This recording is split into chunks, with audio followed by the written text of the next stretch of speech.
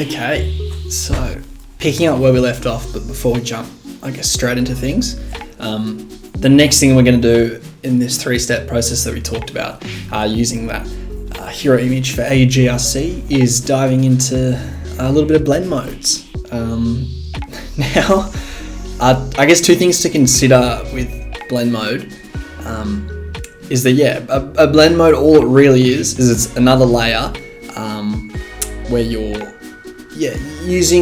taking one layer, an initial layer, or a base layer, as it's called, and then blending it with a blend layer to create a new effect.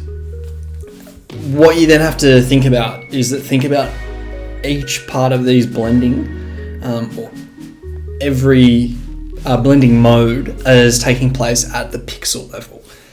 Now, I've kind of grouped these into 4 different things. So you've got all categories. You've got dark and light and contrast and component, which are then the different parts of, I guess, the image that the blending is affecting. But without kind of getting too scientific about it, because to be honest, the best way that you're gonna learn about blend modes and start to understand them is with a bit of experimentation.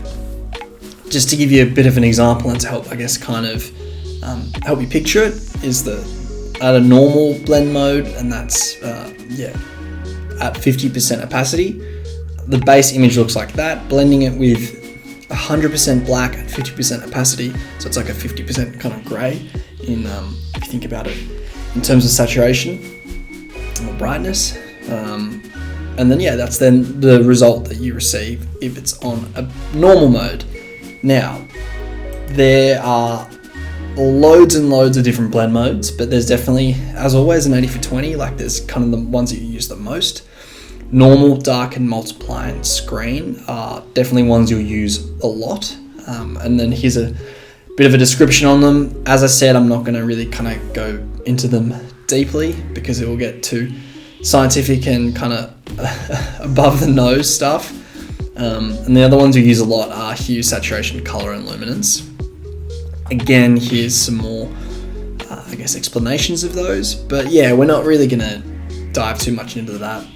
You can pause it and read these in your own time. But as I said, just experimenting with, I guess, a few different blend modes is how you'll really get to know it. So what we'll do is we'll open up westendglebe.psd. This will be a different file from the .jpeg one that I've given you previously, and this will be a Photoshop file. It should have the filters, the camera raw filters that we've just applied to it. It'll have that already applied in there, preserved in some smart layers.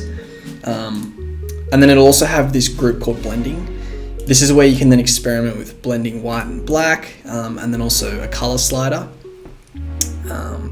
Just to give you a bit of an example, you can then see, say for example, multiply, the different effect that has. You can then come down and see how it looks with hue or with color or saturation. Again, not really going to deep dive into those, just because that could be a whole separate course in itself, to be honest. But we'll continue down the path that we were going, which is trying to get that desired effect with the background image. And so we're then going to hit I on our keyboard, and we're going to sample down here, the super like really white blue almost, and then we'll hit Shift Command N to create a new layer, and we're just going to call that blue.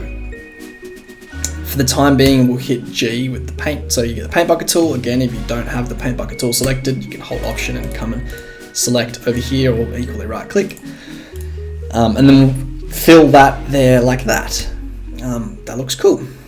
The next thing we're then going to do is create another layer called black, and hit X so that we've got the foreground color that comes up as black.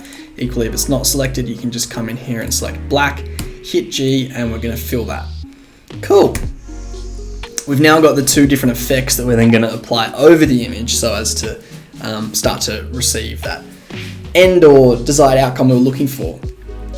So we're actually going to leave this black at normal, and we're going to drag the opacity or take the opacity down to 20. And then if you hit Command and then the left bracket key, that'll take it below the blue. Equally, you can just drag it below. And then for blue, we're going to click on that, and we're going to change this one to color. but then we're going to change the opacity to about 50. Cool. So that is actually the second step completed, which is really quick, to get like the desired color and kind of overlay. So you can see that's where we started, and then that's what we've got.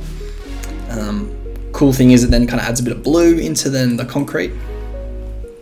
And yeah, and the black kind of darkens up the image and makes it a little bit more contrasty, which is cool. Also, after this, because this is then the second step, I would recommend turning these two layers off, coming into blending, and yeah, having a play around definitely with the different types of blend modes. But yeah, for now, we'll turn back on blue and black, because that's step 2 of this completed, which is cool. A very quick introduction into blend modes, because we're kind of not going to spend ages talking about it. As I said, the best way to really understand them is experiment with yourself, maybe have a bit of a read over the slides and see what they say. But yeah, this is step 2 completed, so I will see you in the next video where we're going to learn a pretty cool tool. Yeah, look forward to it. See you then.